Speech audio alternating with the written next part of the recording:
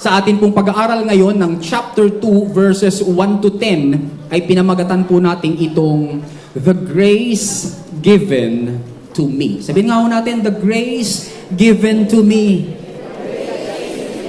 Ang Tagalog po, ang biyayang ipinagkaloob sa akin. Tanong mga kapatid, ipagkakaloob pa lang ba yung biyaya o naipagkaloob na?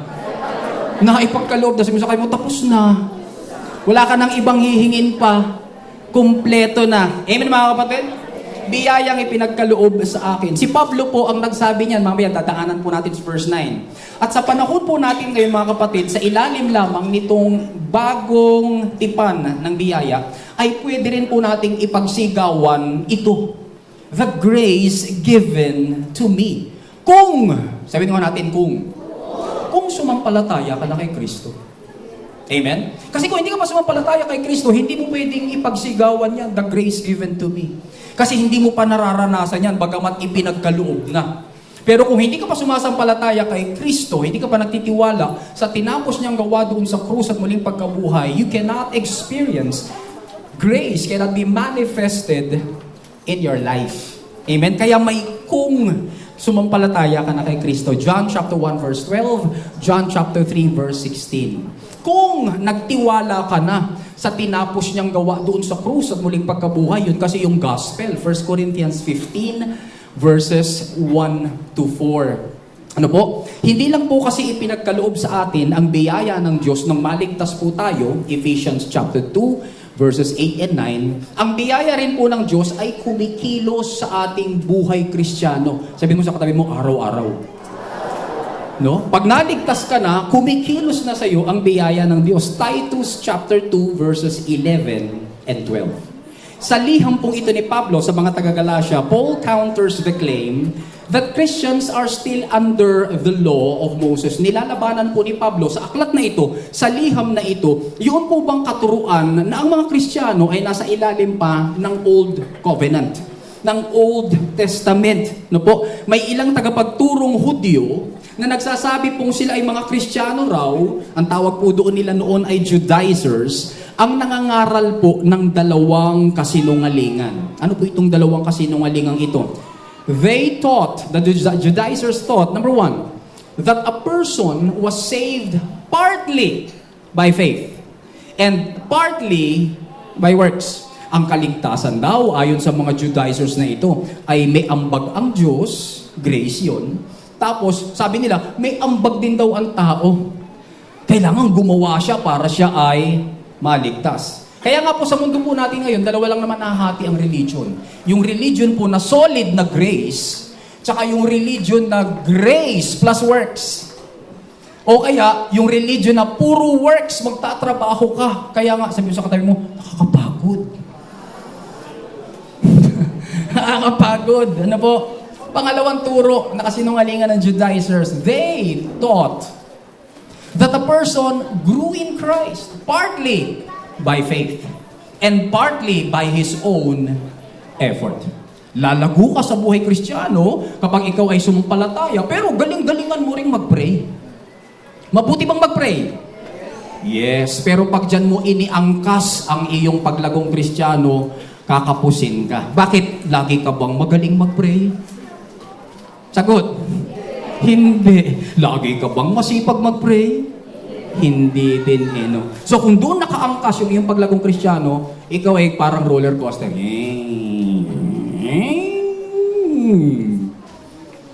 Okay bang magbasa ng Biblia, mga kapatid? Yes, pero kapag iniangkas mo dyan yung iyong paglagong Kristiyano, paano kung hindi ka nakapagbasa ng Biblia kahapon? O kanina? O yung sinimulan mong reading guide noong January 1 kasi yun ang iyong New Year's resolution. At sinabi mo, magbabasa ako ng Biblia, pero 3 araw ka nang di nagbabasa ng Biblia. Yari ka. Ano pa mga kapatid? Kaya pag doon po natin sa works iniangkas, bagamat mabubuti po ang mga bagay na ito, kapos po tayo, kulang po tayo. Sabi mo sa katabi mo, kailangan kay Kristo lang tayo umangkas. Amen mga kapatid? Kaya napansin niyo po, nakalagay po rito sa taas, Jesus, kama ba? Kama ba? Hindi. Jesus what? Period. Tapos na eh. Sumigaw na po si Jesus doon sa cross. It is finished. Naganap na. Tetelestai. Tapos na. Kung tapos na, anong gagawin mo sa isang bagay na tapos na? Tanggapin mo na lang. Pasasalamatan mo na lang. Mamaya marami pong merienda dyan. Wala pong hilaw. Tapos na. Luto na. Malutong na. Malagkit na sa mga may pustiso. Ano? Tapos na, wala ka ng paghihirapan pa. Ito po yung dalawang kasinungalingan ng Judaizers. Na po, yes, kinakailangan, a person has to believe in Christ, pero may dagdag po yung mga Judaizers, kailangan nilang mag-undergo doon sa ritual ng religion po nila noon. Ano yung ritual ng religion nila noon? Judaism, pagpapatuli. Para ikaw ay masabing katanggap-tanggap sa Diyos, no, ikaw ay dapat tuli. Walang supot. Wala itong ikinaiba sa mga pagdaragdag ng mga religion ngayon. Yes, sumampalataya sila kay Kristo, pero kinakailangan bautismuhan ka kasi hindi ka maliligtas. Yes, sumampalataya sila kay Kristo, pero kinakailangan umanib ka sa aming iglesia. Pag hindi ka umanib sa aming iglesia, hindi ka maliligtas. See? Hindi na po kay Kristo ngayon nakaangkla, hindi na po kay Kristo nakasakay. Kanino na? Sa gagawin ng tao. Okay mga kapatid? Naintindihan po natin? Nakaangkas po sila sa church disciplines. Kinakailangan para pagpalain ka ng Diyos, mag-evangelize ka. Mabuti po ba mag-evangelize? Tama po bang mag-evangelize? Yes, pero kapag tinignan mo yung sarili, ang galing ko mag-evangelize. Siguro dahil sa pag-evangelize ko, pagpapalain lalo ako ni Lord. Mali ka na. Bakit? Sapagkat ang pagpapala ng Diyos ay pinagkaloob na niya noong pa. 2,000 years ago, hindi ka pa pinapanganak, nagpala na si Kristo doon sa krus ng Kalbaryo. Hallelujah! Thank you, Jesus. Kaya po, ang sentro lang po ng Kristyanismo, si Kristo. Hindi nyo ba napansin, Christianity is where we also find the word Christ. Amen? Are you a Christian? And what is the word we find in Christ, in Christian? Christ. Oh, it is all about Christ. Tungkol lamang po kay Kristo para maligtas ang isang tao. Sabi ko nga po, bagamat mabuti po yung mga gawain ito, hindi po ang mga gawain ito ang nagliligtas. Si Kristo lang. Kaya po natin pinag-aaralan yung Galatians para ma-reinforce po sa ating mga kapatid, gaya po ng ginawa ni Pablo sa mga taga-Galacia, yung kalayaan na mayroon po tayo kay Kristo lang. Amen mga kapatid? Praise God. Amen? Nakakatuwa yung mga bata, tahimik, palakpakan po natin yung mga bata. Tuloy nyo lang. Praise God. Galing ng mga bata. Salamat sa Diyos. Now, bilang review po ng chapter 1, review po natin chapter 1. Sasabihin ko na lang po sa inyo para mabilis. Matapos po batiin ni Pablo ang mga Kristiyano taga-Galacia ay ipaalala po sa kanila na sumasa kanila po yung biyaya ng Diyos, sumasa kanila yung kapayapaan ng Diyos, Ama at ng Panginoong Jesucristo, verses 1 to 5 ng chapter 1. Ipinaalam naman po ni Pablo sa kanila sa verses 6 and 7, ang malaki po niyang pagkagulat sa biglaan po nilang pagtalikod sa katatanggap lamang nilang mabuting balita ni Kristo. At kaya naman sila tumalikod upang tangkilikin ang ituro ng mga Judaizers na kailangan nga raw idagdag ang mga gawa ng tao, idagdag ang kautusan ni Moises sa biyaya ng Diyos. Binigyan niya po sila ng babala na masusumpa po, no, ang sino mang mangaral ng ibang mabuting balita, verses 8 to 9. Ipinagdiinan po ni Pablo sa mga Galatians sa verse 10 na hindi niya layunin na bigyang lugod ang tao. He is not a man-pleaser but a God-pleaser. Kasi kung man-pleaser daw siya, edi hindi na siya pwedeng maglingkod sa Panginoon. Amen mga kapatid? Totoo po ba yun sa mga naglilingkod? Pag ikaw man-pleaser ka, hindi ka na talaga magiging solid na servant ni God. Bakit? Sapagkat ang hahabulin mo na is how to please people. Yun ang sinabi ni Pablo sa kanila. Ang mabuting balita daw ng biyaya ay hindi po niya tinanggap mula sa tao, kundi mula sa Diyos. Wala siyang sinangguning apostol, kundi tinuruan daw po siya mismo ng Panginoon. Dahil dito, niluwalhati po ng maraming Kristiyano noon. Ito pong si Saulo, dahil nabago po siya, naging Pablo na siya. Nagpalit na po siya ng pangalan, na bago po siya, at ngayon ay tagapangaral na po siya ng mabuting balita na noon ay sinubukan po niyang gibain. Kaya po nang makita ng mga Kristiyano yun, wow, galing naman ng Diyos. Binago niya ang taong ito na dati ay mamamatay tao, hinahouse to house kami, pero ngayon, ito kasama na namin, kakampi na namin. Laking tuwa po nila. Biruin mo yung basketball team nyo, naging kakampi si Steph Curry. O si Jordan. E di panalo na kayo. Parang ganun po yung pakiramdam nila. No? And so, pahintulutan po natin si Pablo na ituloy yung kanyang pagkukwento sa liham na ito. Simulan po natin sa Galatians chapter 2, verse 1. Sabi po doon, "Then after 14 years, I went up again to Jerusalem. This time, with Barnabas, I took Titus all along also."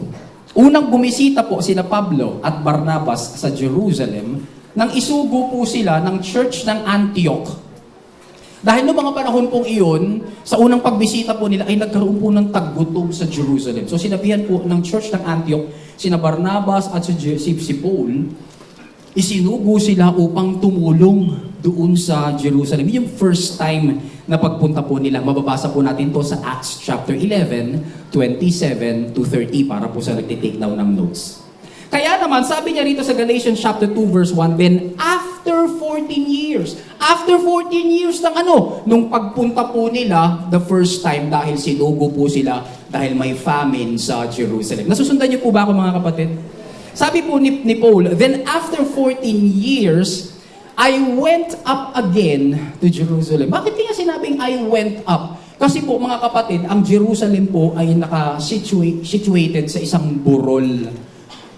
Mas mataas po yung Jerusalem. Kaya kung magbabasa po kayo ng Psalms, makikita nyo po, may mga Psalms na nakalagay, a Song of Ascents. A Song of Ascents. Song of Ascents. Bakit? Sapagkat ito yung mga klase ng Psalms, o uri ng Psalms na inaawit po nila habang sila po ay paakyat sa Jerusalem. Kaya sinabi ni Pablo, I went up.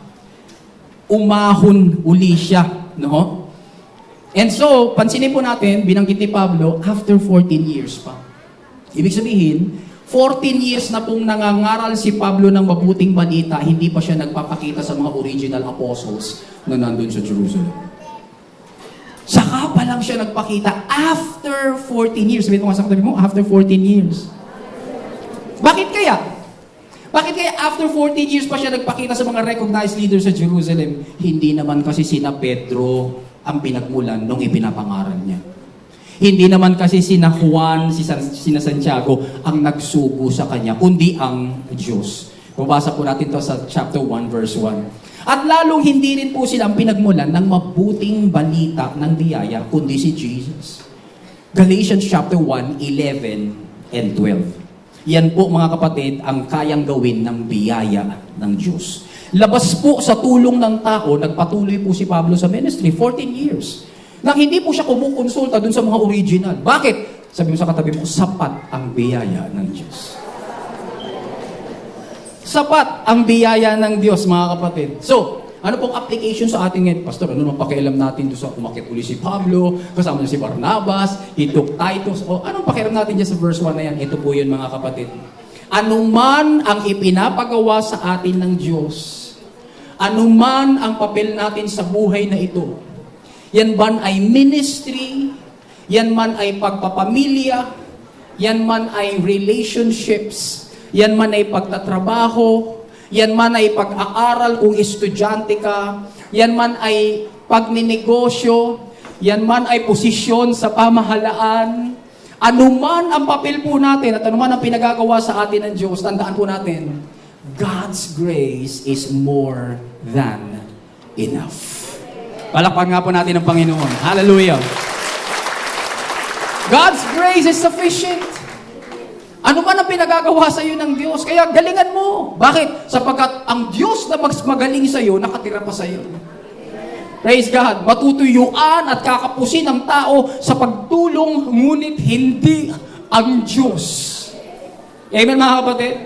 Lalapit ka kay ninong, lalapit ka kay kumare, lalapit ka kay kumpare, mapagpabigyan ka one time, once, twice, thrice.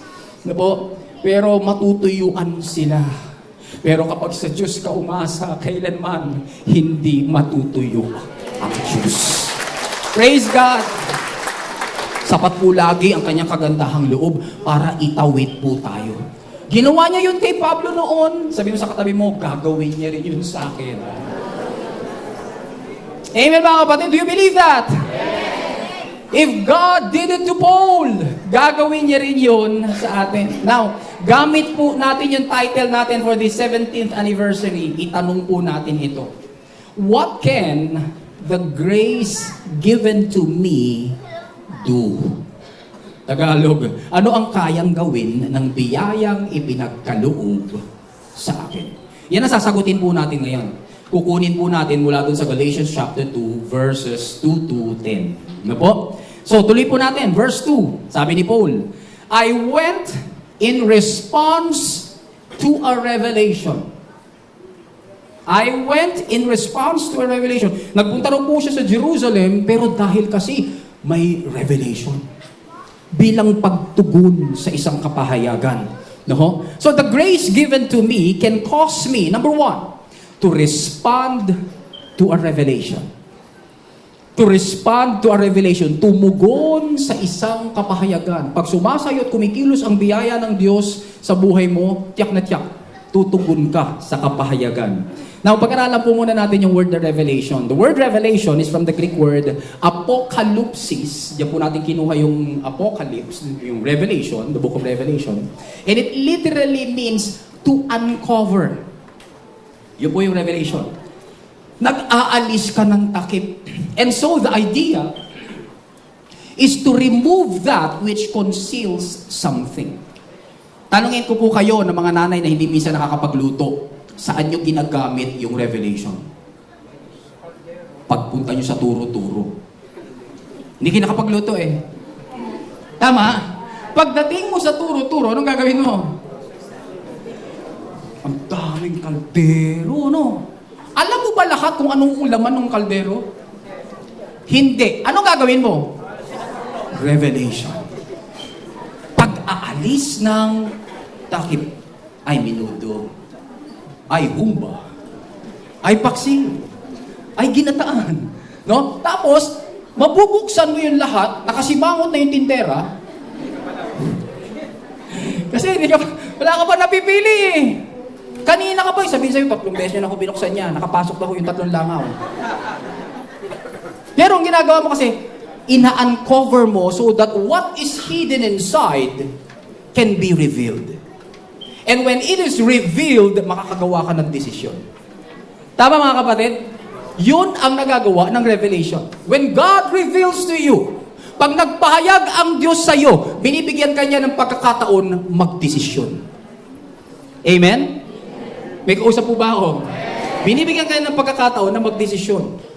Gaya po nung isang babae, o isang lalaki pala, tinanong siya ng barkada, ano, Brad? Sinabi mo na ba? Na ano? Na gusto mo siya. 26 years ka nang nagtitiis. At hanggang ngayon, di mo pa ipahayag. Nagpahayag ka na ba ng pag-ibig? Yung, wala, nahiya ako eh. Dagdag na naman yun. Hindi na naman malalaman noong dapat niyang pagpahayagan yung kanyang nakatagong pag-ibig. Bakit? Sapagkat nananatiling nakatakip. Hindi i-reveal. Sabi mo sa katabi mo, i-reveal mo na yan. Mag-aalis muna akong takip, iinom muna.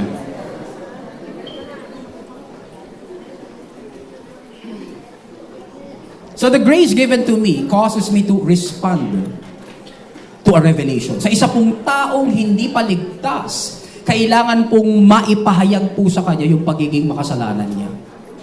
Amen? Lahat po tayo ay pinanganak na makasalanan. Sabi ng Romans chapter 3 verse 23, for all have sinned and fall short of the glory of God. Sabi po ng Psalm 51 verse 5, nasa sinapupunan pa lamang daw po tayo ng ating mga magulang, ng ating nanay, hindi magulang, nanay. Ano po? Pagamat malaki minsan ang tiyan ng tatay, hindi siya buntis, yung nanay.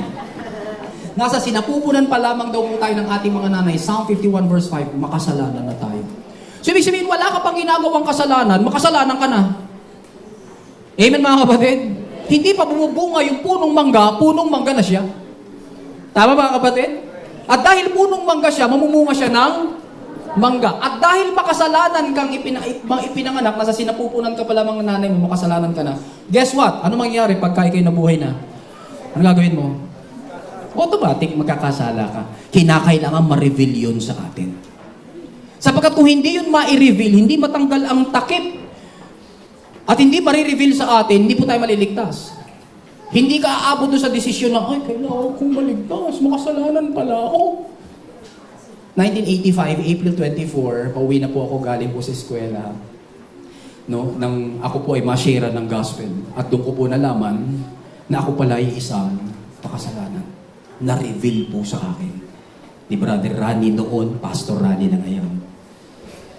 Tapos hindi po natapos doon sapagkat na-reveal din po sa akin na ang kabayaran pala ng kasalanan ay kamatayan. Romans chapter 6 verse 23. For the wages of sin is death, but the gift of God is eternal life in Christ Jesus. Na-reveal din pala sa akin yun ng kabayaran ng aking kasalanan ay kamatayan.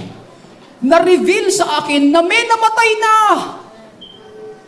Amen? Kasi kala po natin, yung Romans 6:23, kala po natin sa atin lang ang application. The wages of sin is mamamatay ka kapag ikaw ay hindi sumampalataya kay Kristo. Pero hindi po tayo dumidiretso dun sa katotohanan, sa revelation na may namatay na. Sabi mo sa katabi mo, may namatay na. Sino? Tapos na. So kailangan ma-reveal po sa atin yan mga kapatid. Sabi po ng Ephesians chapter 1 verse 7, we have been forgiven by His blood.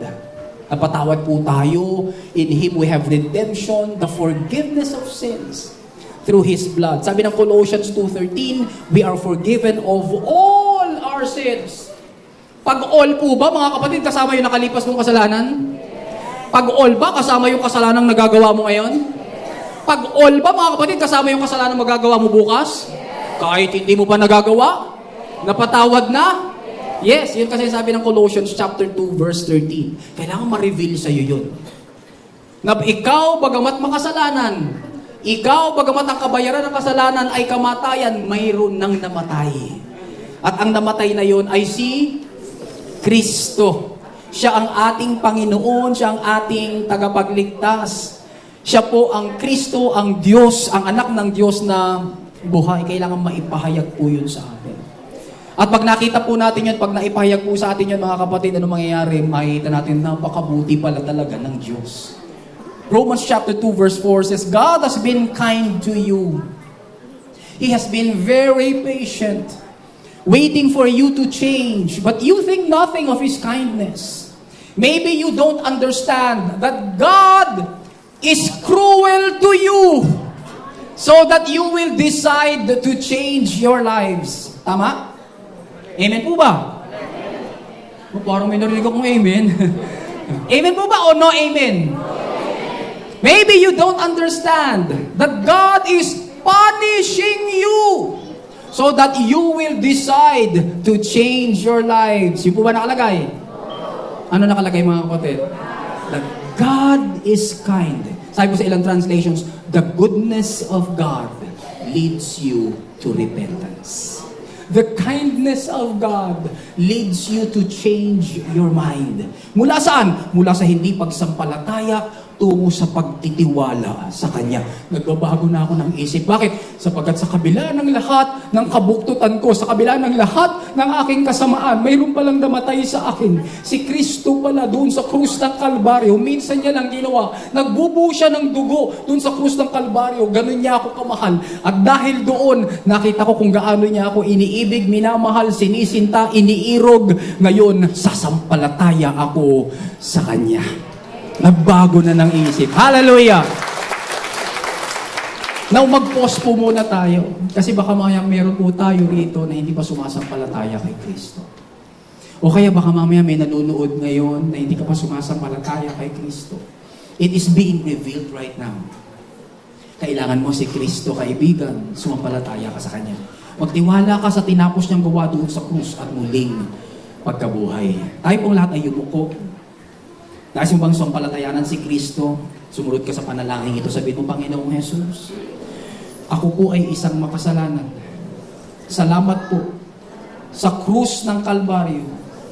Pinatawad mo ang lahat kong kasalanan. Ako ngayon ay sumasampalataya, nagtitiwala sa tinapos mong gawa sa krus. Inililigtas mo ako ngayon, pinatatawad, isinusulat ang aking pangalan sa aklat ng buhay at kailanman hindi mo buburahin. Ako ay ligtas, hindi dahil sa aking kabutihan, kundi dahil sa iyong mayamang biyaya. Salamat po sa pangalan mo, Jesus. Amen. Amen. Sabi sa katabi mo, ligtas ka. Kung sumampalataya ka kay Kristo, ikaw ay ligtas. Now, sabi po natin kanina, kailangan may revelation para maligtas. Pagkatapos maligtas, may pangalawa pong revelation. Ano po yung pangalawang revelation? Dito po pumapasok yung kapahayagan naman ng biyaya ng Diyos. Kailangan ma-reveal po sa Kanya yan, mga kapatid. No? Pagkatapos maligtas, kailangan ma-reveal, matanggal yung takip ng gospel of grace. Na ang kaligtasan niya, na ang kanyang paglago ay tungkol lamang sa mabuting balita ni Kristo. Dahil kung hindi po mai-reveal ito sa Kanya, ano gagawin niya? Ihahalo po niya sa biyaya ng Diyos ang sarili niyang mga gawa. Bilang batayan ng kanyang kaligtasan at paglagong Kristiyano. See? Marami po mga Kristiyano, ganun po ngayon. Ligtas na, pero pagod na pagod dahil sila po ay umaasa na yung kanilang effort, yung kanilang performance ay i-count ni Lord. Tingnan ng Panginoon yung kanilang paglilingkod. Tingnan ng Panginoon yung kanila pong pagsusumamo. Tingnan ng Panginoon yung kanilang pagpupuri at pagsamba. In the hope na pag nakita ng Panginoon, i-bless sila, mga kapatid. Hindi po ganon ang biyaya. Ang biyaya po, mga kapatid, ay walang halo. Sabi ng Galatians 1:11-12, I want you to know, brothers and sisters, that the gospel I preach is not of human origin. I did not receive it from any man, nor was I taught it. Rather, I received it by revelation from Jesus Christ. Kaya po maraming Kristiyano, hindi pa po nila makuha yung revelation ng grace is because, siguro, hindi pa nila tinatanggap yung revelation ni Jesus Christ. Ang dali lang naman, sapagkat mayroon ng mga talata, huwag mo lang ipipikit yung mga mata mo. Huwag mo lang ipagpipilitan yung iyong bias na kailangan gawin pa natin ito samantalang ito tinapos lang ang lahat ni Kristo. Kung paanong sa pagitan ng biyaya na ipahayag na po si Kristo sa isang makasalanan, kinakailangan din sa pamagitan din ng biyaya, maipahayag naman sa naligtas ang mabuting balita na sapat na ang tinapos na gawa ni Kristo sa krus at muling pagkabuhay upang siya po ay lumago at lumalim sa pananampalataya. Alam po ba natin na gustong-gusto ni God na nagre-reveal sa iyo? Gustong-gusto ni God nagre-reveal siya sa mga tagasunod niya. Sabi po sa Luke chapter 8 verse 10, si Jesus to His disciples just said, "The knowledge of the secrets of the kingdom of God has been given to you." Sino kausap ni Jesus dito? Yung kanyang mga disciples. Hindi niya kausap dito yung mga unbelievers. Yung mga hindi naniniwala sa Kanya. Ang kausap niya dito, disciples. And sabi ni Jesus, yung mga kaalaman ng lihim ng kaharian ng Diyos has been given to you. Ibibigay pa lang ba o binigay na? Binigay na. Ba't hindi alam ng iba? Kasi nga po, kahit binigay na, ayaw pang tanggapin. Amen? Sabi sa katabi mo, huwag ganoon. Huwag ganoon. Binigay na Pinagkaloob na. Ayaw mo pang tanggapin. You see, the grace given to me causes me to respond to a revelation. At dahil tumugon po si Pablo sa isang revelation, tuloy po natin, Galatians 2:2, "And meeting privately with those esteemed as leaders, I presented to them the gospel that I preach among the Gentiles. I wanted to be sure I was not running and had not been running my race in vain." Dahil tumugon po siya, ang mabuting balita, inilatag po ngayon ni Pablo sa mga apostol doon sa Jerusalem. After 14 years. upang matiyak po niya na meron po silang unity and agreement sa pagkaunawa nito. Ang apostol po kasi sa Jerusalem ay nangaral sa mga Hudyo. Samantalang si Pablo naman nangaral sa mga Hintil na gaya natin. Hindi ka Hudyo. Ikaw ay Hintil. Sabi mo sa katabi mo, huwag kang mag-Hudyo-Hudyuhan. Amen mga kapatid? Kasi po, ang kautusan para lang sa Hudyo. Ngayon kung Hintil ka, hindi ka inanyayahan para sa kautusan. Huwag kang mag-Hudyo-Hudyon. Kaya nga nag-separate po sila. Sige, sabi nila Peter, James, and John, dito kami sa Jews. Dito ka naman, Pablo, sa mga Gentiles. Nakipagkita si Pablo para may consolidation. Amen? Para matiyak natin, may isa lang dapat ang pinipreach natin. Hindi tayo dapat hiwalay. Dapat isa lang yung pinapangaral po natin. Ano?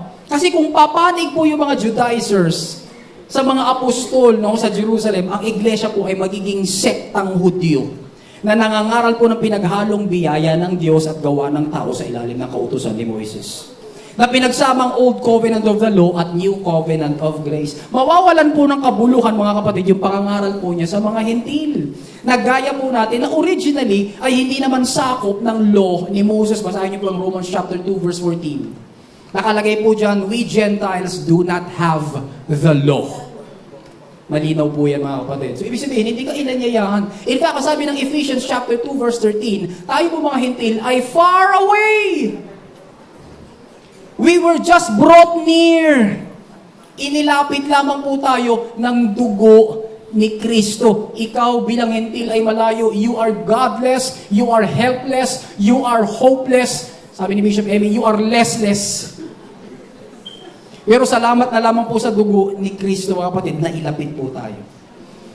Kaya nga po mga kapatid, ano ang tawag niya sa inilatag niyang gospel na ito? Malino po sa Acts chapter 20 verse 24. Ang ganda niya mga kapatid, oh. Ano po yung sitas? Acts ano? 20 ano? Anong taon ngayon? O, tandaan niyo yan ha. Hindi mo yan malilimutan. Acts 20:24. Kunin mo ng version ngayon, Acts 20:24. Ito sabi ni Pablo, I consider my life, Paul saying, of no value to myself. My purpose is to finish my courses. Course. Ilan? Isa lang.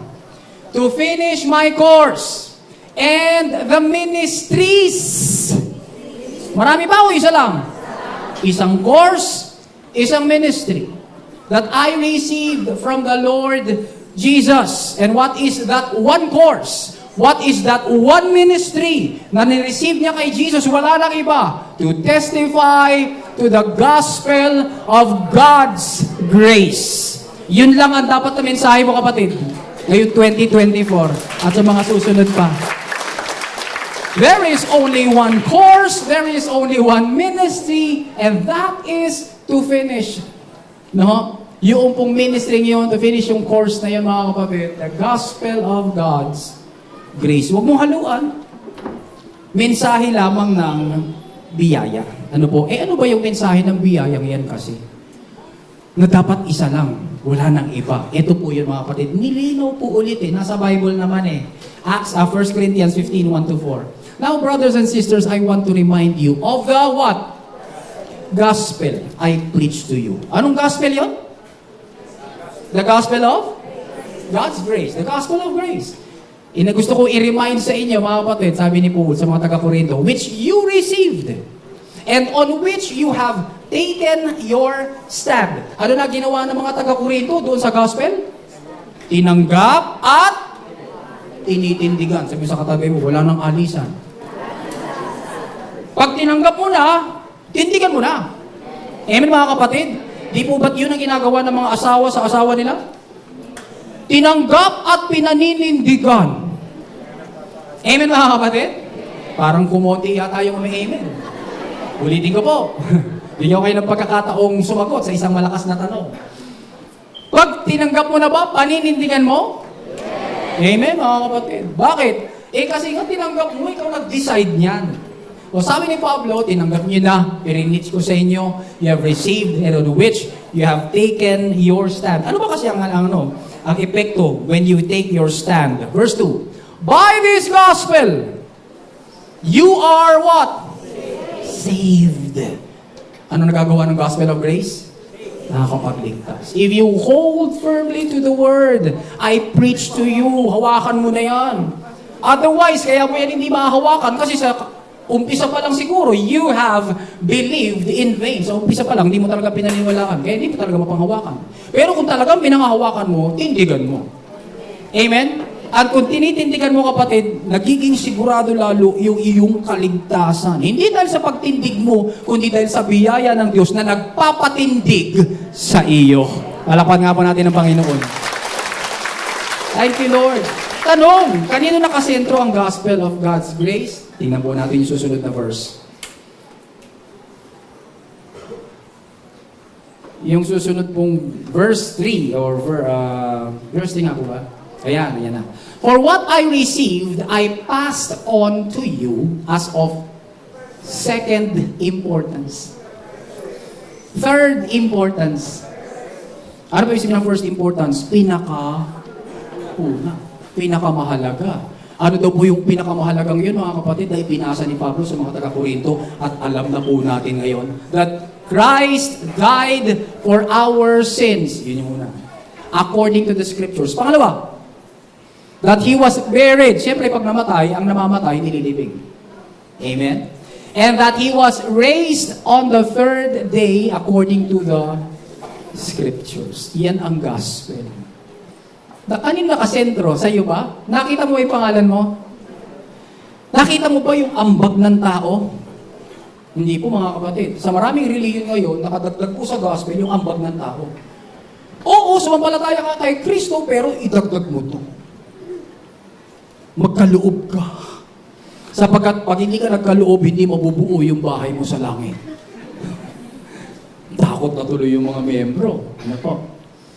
May dagdag. Hindi po mga kapatid, nakasentro lamang po kay Kristo. Kay Kristo lang.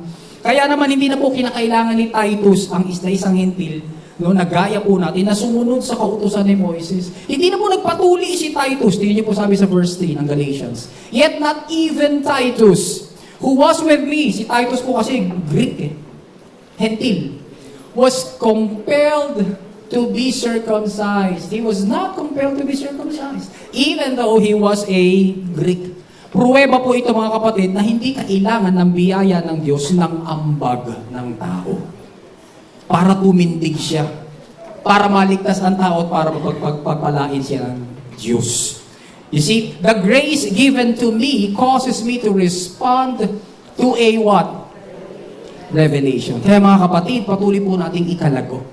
Patuloy po natin ikalalim sa pananampalataya ang mga revelation na ito tungkol kay Jesus, tungkol sa tinapos niyang gawa doon sa krus at muling pagkabuhay. Kasi dito kalalago.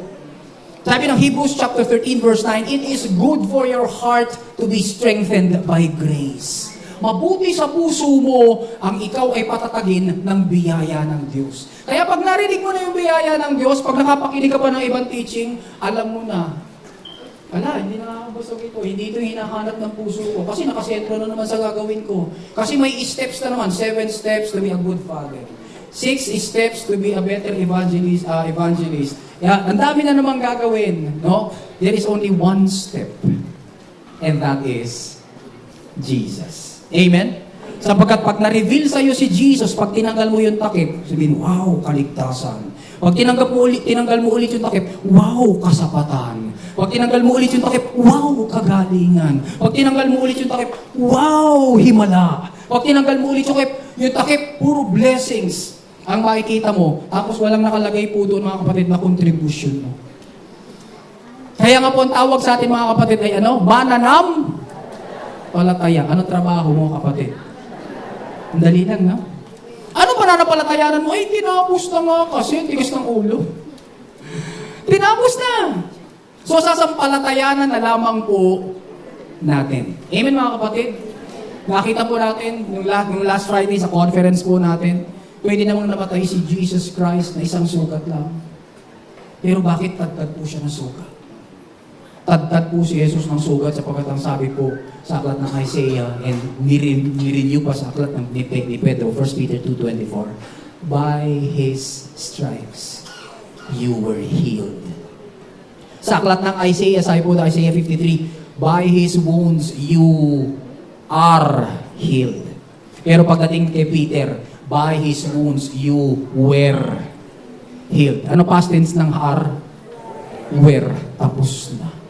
Pinagaling ka na. Kaya bago ka pa lang magkasakit, may kagalingan na ba? Eh, anong gagawin mo na lang? Sasampalatayanan. Sabi sa katabi mo, mananampalataya ako. Amen mga kapatid? Are you a believer? Let us believe. The grace given to me can cause me to what? Number 2, remain rooted.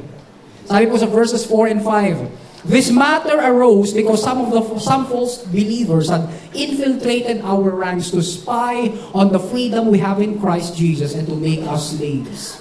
We did not give in to them for a moment, so that the truth of the gospel might be preserved for you.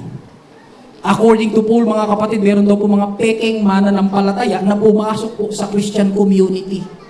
Ito po mga individuals na ito, hindi po sila genuine followers of Christ. Nagpanggap po sila ng mga believers, meron po silang ulterior or masamang lihim o lihim na motibo. Their intention was to spy on the freedom ng mga believers, and once na makita po nila yung freedom ng mga believers kay Kristo, parupukin po nila yung freedom na iyon.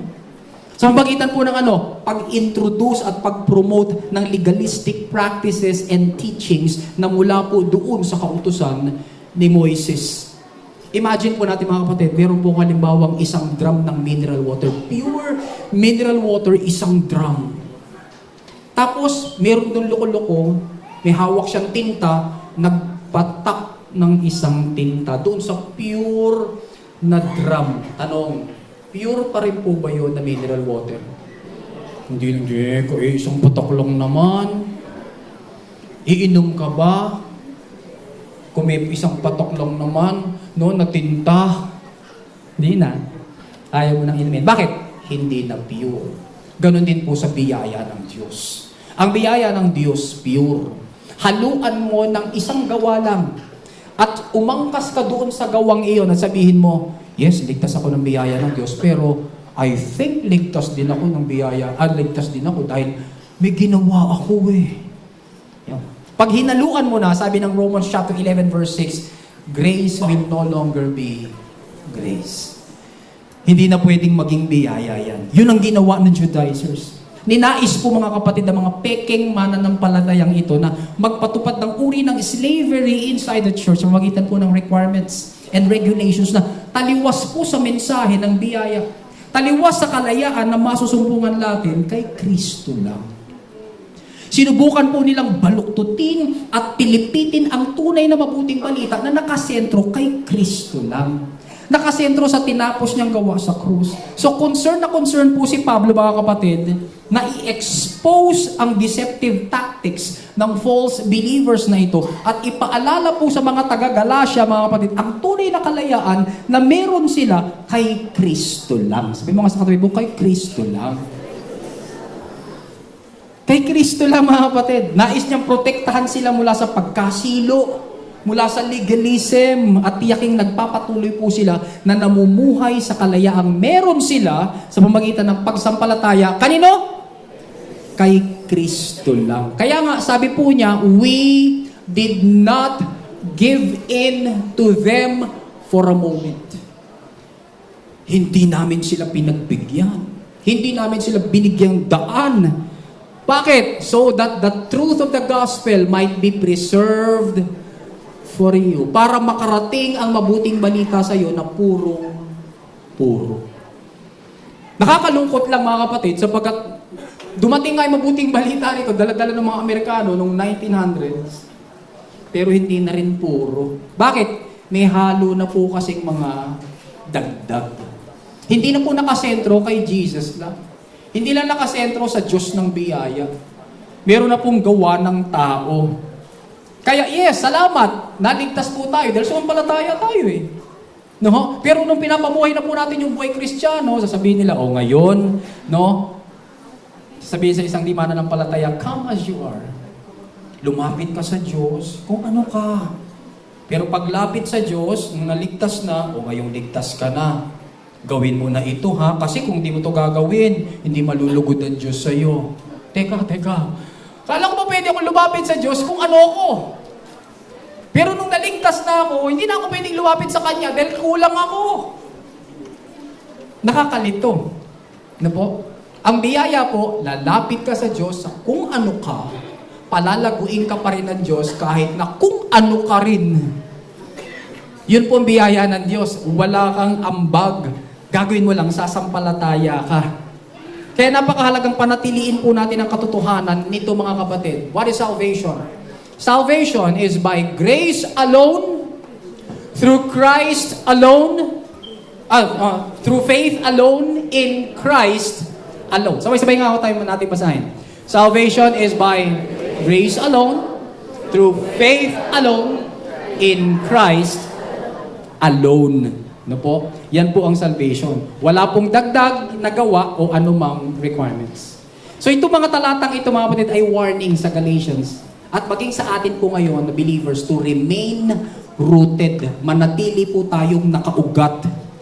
Mangyayari lamang po to because of the grace given to me. By God's grace, maging discerning po tayo, magkaroon po tayo ng kamalayan tungkol sa pagkakaiba po ng mixture teachings at ng mabuting balita na nakasentro kay Kristo lang. Pag kami narinig ka na mensahe, tapos ang haba-haba na, hindi pa nababanggit si Kristo. Ang haba-haba na, hindi pa nababanggit yung tinapos niyang gawa doon sa krus. Ang haba-haba na, ang mensahe ay tungkol sa gagawin mo. Nako, mixture po yun mga kapatid. Pero kapag nakikinig ka ng mensahe, lalo kang naliliwanagan sa tinapos na gawa ni Kristo sa krus, sa ginawa na niya, natatanggapin at sasampalatayanan mo lamang na ikalalago mo, ikasasaya ng puso mo, yun ang biyaya ng Diyos. Amen? I-review nga po natin mga kapatid. The grace given to me causes me to what? Respond to a revelation. The grace given to me causes me to what? Remain rooted. Dahil sa biyaya ng Diyos, mananatili tayong nakaugat. The grace given to me can cause me, number 3, to receive recognition. Amen? Makita po natin yan sa verses 6 to 10. Sa bahaging ito ng ating teksto, inilipat po ni Pablo ang atensyon sa mga kakampi niya. Sa mga katayuan po nila. Sa verse 2 kasi itinawag po niya itong mga taong ito na those esteemed as leaders. Sa verse 6, tinawag niya po silang those who were held in high esteem. Sa verse 9, pinangalanan na po niya kung sino itong mga those who were esteemed. Sino? Si James, si Peter, and si John. Nang sabi po doon, they were esteemed as pillars. Bakit po siya nag-focus sa mga iginagalang na ito? Marahil ay dahil kinikilala ng mga Judaizers na ang totoo lang ng apostol ay sina Pedro. Si Pablo hindi nila kinikilala. Kinikilala siguro ng mga Judaizers dahil yung Pedro, yung Juan, tsaka yung Santiago, nakapiling talaga nila si Jesus. Si Pablo hindi. Kaya hindi po sila believe kay Pablo. Kaya't inisip nila marahil, naku, pupunta si Pablo, hindi, paniniwalaan niya ng mga apostol. Yung mga OG, yung mga urig na apostol, hindi maniniwala niya kay Pablo. Kami na nangangaral kami, no, sa mga Hudyo, itong Pablong to, nagpasok ng mga maruruming hentil sa loob ng church. Hindi yan paniniwalaan. Pero nagulat po sila mga kapatid sapagkat tinanggap po ng mga apostol si Titus na isang hentil na hindi tuli. Tapos, inapprove po nila mga kapatid yung ministry ni Paul. Kaya sabi sa verse 6, as for those who were held in high esteem, whatever they wear makes no difference to me. Ganda nito mga kapatid. God does not show favoritism. Ito yun. They added nothing to my message. Ganda, no? Binago po ba nila James yung mensahe ni Paul? Nung nagpakita na po si Paul after 14 years at inilatag na po niya yung gospel of grace, binago ba nila? Hindi. Sabi po doon, they added nothing Ito may message. Hindi nila binago nang i-share ni Paul sa kanila na ang biyaya ng Diyos ay kay Kristo lang. Na ang biyaya ng Diyos ay hindi mo dapat dagdagan ng gawa ng tao. Hindi nila binago. Sabi nila, orek. Sabi ng mga apostol, ayos yan. Hindi nila inedit, hindi nila binawasan, hindi nila dinagdagan, hindi nila pinalabnaw. They added nothing to Paul's message. Ano pong application sa atin ngayon mga kapatid? Wala rin po tayong karapatang haluan ang purong mensahe ng tinapos na gawa ni Kristo sa krus at muling pagkabuhay. Amen? Palakpakan nga po natin si Lord. Hallelujah. Wala po tayong karapatan na haluan ito ng kahit na anong aral. Yan man ay mula sa lumang kasunduan ng kautusan ni Moises, huwag mong ihalo. Bakit? Sapagkat yung lumang kasunduan ng kautusan ni Moises, ayon sa Hebrews chapter 8 verse 13, the old covenant is now obsolete. Obsolete na. May gumagamit pa po ba rito ng 3310? Sino po rito gumamit ng 3310? Taas po kamay. Ayun, maraming gumamit ng 3310. Yan daw po yung pinakamatibay na, di ba? Nilalaglag yan sa building. Pero ba't wala nang gumagamit ngayon ng 3310 mga kapatid? Kasi, obsolete na. Iba na ang ginagamit mo ngayon kapatid. Ano po? Ganon din po sabi ng Hebrews 8:13. Nung dumating na raw po yung new covenant na pinasinayaan ni Kristo ng kanyang dugo, sabi ni God, okay, baka mamaya kasi matempt kayo na paghaluin yung dalawa. Pagdugtungin yung dalawa, gagawin ko ng obsolete yung isa. Amen? Para wala nang balikan. Kaya insinulat po yung aklat ng Hebrews upang sabihin sa mga Hudyo, oy mga Hudyo, tapos na kayo sa Old Covenant, alilipat na kayo dito. Natapos na ang tinapos na gawa ni Kristo sa krus at muling pagkabuhay, isang palatayanan na natin si Jesus. Halina kayo! Yun po ang dahilan kung bakit isinulat po yung aklat ng Hebrews. Kaya mababasa niyo po doon yung mga supremacy ni Jesus. Jesus is supreme than the angels. Jesus is supreme than the old covenant of the law. Jesus is supreme than the high priest. Jesus is supreme than the Levites. Jesus is supreme than Moses. Bakit? Because Jesus, period. Amen? So malinaw po mga kapatid, wala po tayong karapatang haluan. Hindi po natin karapatan mga kapatid na haluan ito mula sa mga napupulot natin sa sanlibutang ito na taliwas, sa napalapalagay, haka-haka, kuro-kuro. Alam po ba ninyo mga kapatid na yung pinapanood na TikTok sa China ay iba sa napapanood yung TikTok ngayon? Sino po ba nag-imbento ng TikTok? China. Sa kanila galing. Pero alam po ba ninyo mga kapatid, nasa China ngayon, ang pinapanood po nilang TikTok doon tungkol sa education, tungkol sa arts, sa architecture, sa engineering, sa sports. Puro tungkol sa magaganda. Yun ang napapanood nila. Hindi nila napapanood yung mga gumaganon. Ngayon ang ginagawa sa mundo natin mga kapatid, ang napapanood po natin, puro basura. Yung mga kumakain ng mga malalaking cake, yung mga kumakain ng mga nagbibilog ng kulangot, yung mga gano'n. Tapos pagugulungin gano'n, no? Para sa views, for the views. Okay, meron pong, sino pong sasakyan? XEW644 Honda. XEW644 Honda. Meron na po nakaharang daw po sa gate. Okay. Thank you po. Iba po yung TikTok na napapanood ng buong mundo sa napapanood ng China. Sila ang original, sinasala po nila. Kaya yung mga bata po nila lalaking mahuhusay at magagaling. Yung mga bata po natin na nakakapanood ng kung ano-ano lang sa TikTok, mga kapatid, lalaki pong ano? Kayo nang bahala. TikTokeries. Nakakalungkot po mga kapatid. Pero kung tayo po mga anak ng Diyos, mga Kristiyano, tuturuan po natin yung ating mga anak na magtiwala lang kay Kristo. Nag-aaral sila pero sabihin natin, kaya mo yan, tutulungan ka ni Lord. 1 Corinthians chapter 1 verse 13, Jesus has been made unto you wisdom from God. Amen? So kung tayo po ay nagtatrabaho, tingin tayo kay Jesus. Nagnenegosyo ka ba? Tingin ka kay Jesus. Naglilingkod ka ba? Tingin ka kay Jesus. Laging tumingin sa Panginoon. Bakit? Because Jesus is the only step. Siya lang naman yung answer, di ba? He is the way, the truth, and the life.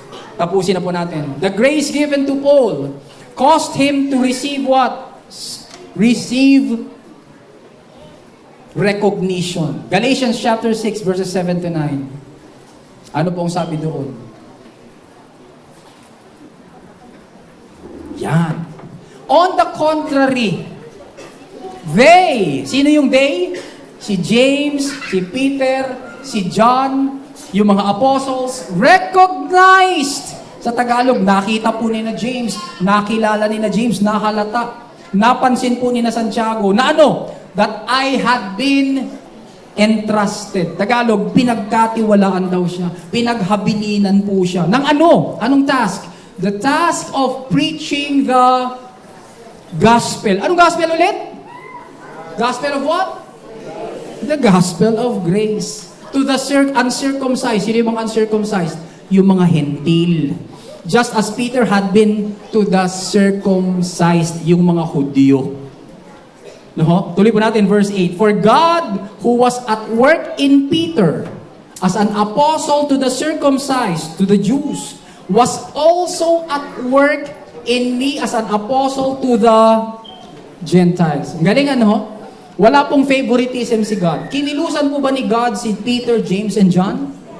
Ano po sabi ng talata? Kinikilusan din ba niya si Pablo?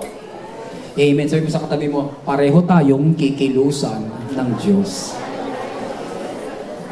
Amen? Kaya kung may ipinagkatiwala sa atin ng Diyos, hindi niya po tayo pababayaang mag-isa. Kikilusan niya po tayo. God entrusted, and when God entrusts, God is at work. Sabi ng verse 9, James, Cephas, and John, those esteemed as pillars, gave me and Barnabas the right hand of fellowship. Ano po yung right hand of fellowship, mga kapatid?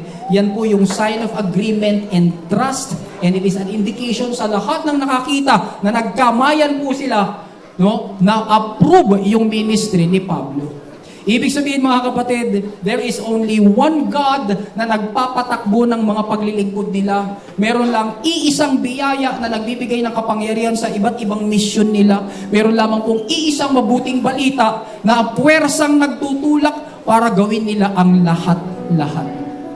They agreed, no? Sabi po doon sa verse 9, the right hand of fellowship, when they recognized, ano yung na-recognize nila? Ito na yung title natin. The grace given to me. Hallelujah.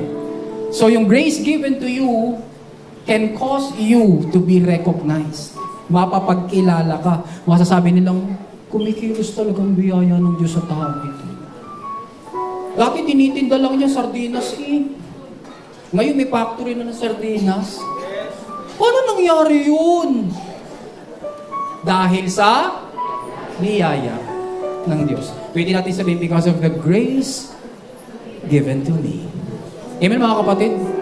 Dati, 4 lang Bible study niyan eh. Bakit naging 10? Bakit naging 100? Because of the grace given to me. Kanina po, meron po akong katabi. Sabi ko sa kanya, kapatid, yung bunga ko sa biyaya ng Diyos ay bunga mo rin. Bakit po? Kasi po, nung bago pala po ako mananampalataya, sinusundo ako nito para mag-church. Sinusundo niya ako ng alas 2, ng alas 3. Babiyahe kami sa Christian Life, doon sa Makati pa. Pareho naman kami minsan walang pera. Tapos babiyahe kami. Tapos pagkatapos po nun, magkakarga po kami ng gitara ng isang pastor na nagba-Bible study naman sa isang village doon din. Kaintaba, Marikina. Tapos dahil doon sa pagsundo niya, lumalago ako unti-unti. Nasa music ministry siya. Kung nasa mid, napunta rin ako sa worship team. Ano po? Nangangaral siya. Tinitingnan ko siya. Kasi memorize po niya yung amplified eh. Kuling mong English din pero amplified oh. lumago po ako dahil ginamit siya ng Panginoon na isa. No? The grace given to him causes him to receive recognition. Brother Rudy at Vincula, pwede yung patayo nga. Let us glorify God. Ito po siya. Hallelujah. Receive recognition, kapatid. For the glory of God. For the glory of God. Amen. Kaya po yung nagba-Bible study sa inyo, yung nagdi-disciple sa inyo, yung nag-share sa inyo, mga kapatid, huwag niyo pong pagsara ng pinto. Pagbuksan po ninyo kasi lalago kayo. Pag lumago kayo, mamumunga kayo. Bakit? Kasi pareho kayong kinikilusan ng biyaya ng Diyos. Kailanman hindi kayo iiwan ng biyaya ng Diyos. Tapat ang biyaya ng Diyos. Sapat ang kagandahang loob ng Diyos. Hallelujah! Kung paano pong the grace given to Paul caused him to receive recognition sa ipinagkatiwala po sa kanya ng Diyos na pangangaral ng mabuting balita tungkol kay Kristo. Ganon din po sa atin. Pinagkatiwalaan ba tayo ng Diyos ng isang posisyon? Pinagkatiwalaan ba tayo ng Diyos ng isang responsibilidad? Pinagkatiwalaan ba tayo ng Diyos ng isang tungkulin? Ng isang pananagutan? Ng isang trabaho? Ng isang gawain? Sapat po ang biyaya niya. Hindi niya po tayo iiwang mag-isa. Hindi niya tayo pagkukulangin. Kikilusan po tayong palagi para magtagumpay po tayo. And we will receive recognition. Kaya masasabi po na lang natin ay, this is because of the grace given to me. Tapusin po natin, mga kapatid. The grace given to me causes me to respond to a revelation. Number 2, the grace given to me causes me to remain rooted. Number 3, the grace given to me causes me to receive recognition. Ano pong ating take away sa napakagandang hapong ito na ating 70th anniversary? Basahin po natin sabay-sabay. Kay Kristo, ako ay grasyado. Amen, mga kapatid? Hindi ka disgrasyada. Hindi ka disgrasyado. Ikaw ay grasyado. Manalangin po tayo. Tumayo po tayong lahat. Thank you, Lord. Thank you, Lord. Purihin ka, Panginoon. Maraming salamat po, O Diyos. Natanggap po namin, Panginoon, ang iyong mabuting balita tungkol lamang sa iyo, sa tinapos mong gawa sa krus at muling pagkabuhay. Maraming salamat po. Tumitibok po aming puso, galak na galak ang aming mga kaluluwa. Na-refresh po kami, Panginoon, napaalala po sa amin kung gaano ka isang mabuting Diyos. Maraming salamat po, Panginoon, na ito po, O Diyos, ay kinintal mo na sa aming isip, itinanim mo na sa aming mga puso, lalakaran po ito ng aming mga paa. And Lord, patuloy kami mananampalataya sa mabuting balita na kami ay ligtas na at kailanman hindi mawawala ang aming kaligtasan, na kami pinatawad na sa lahat ng aming kasalanan, na kami po ay pinagpala na lahat ng uring spiritual na pagpapala, na kami po, Panginoon, dahil kay Kristo ay biniyayaan, pinaburan, pinagpala, pinaghimalaan at patuloy na inaaruga mo, inaakap, not only this 2024, but also throughout the days of our life. Please receive the glory, Lord, and the honor and the praise, for we pray all of these things in Jesus' name. And all God's people say, Amen and Amen and Amen. Praise God. Amen. Hallelujah. Makaupo na po.